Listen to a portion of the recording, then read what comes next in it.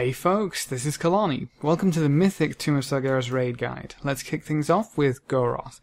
For this video, I'm going to assume you're familiar with this fight on Heroic. If not, there will be a link down below for you to go view that video first.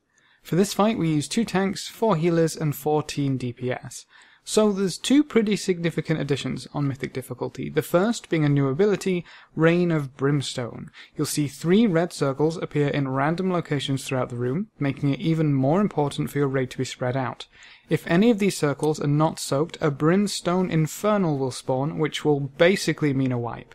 These adds cast a huge AoE which will destroy all of your pillars while dealing a large amount of damage. While it can be interrupted, that first tick is literally just going to wipe the slate clean of pillars.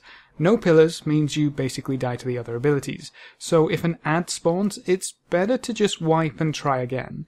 Each red circle will deal about 10 million damage, so you'll need at least 3 people to soak each circle.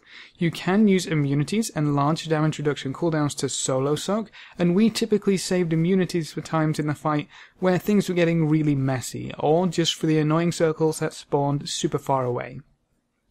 Your tanks should also be able to soak the occasional one, so you should have them all covered. The other major difference is that when an Infernal Spike is destroyed, it will deal 400,000 damage to the entire raid.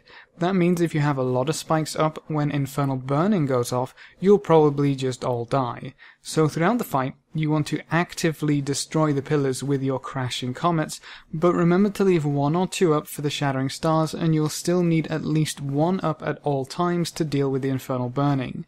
We generally destroyed about half of the pillars that came up, and that gave us enough to work with while keeping them low enough so we could survive the rest of the fight.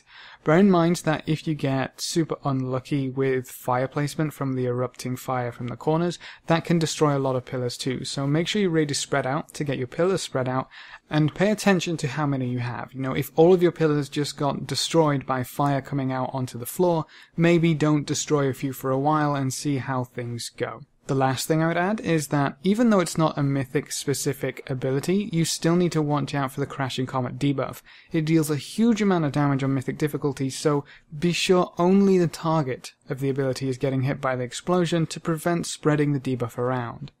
If you're struggling to keep up with the healing, taking a 5th healer is always an option, as there's no strict hardened rage you need to beat.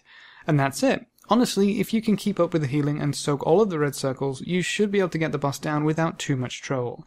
So, that's all you should need to take down GOROTH on Mythic difficulty. So if you have any questions or queries, please leave them in the comments section below, and I'll get back to you as soon as possible. Or hop on over to Discord. We have a server at discord.gg/Kelani, great place to come ask questions or just hang out.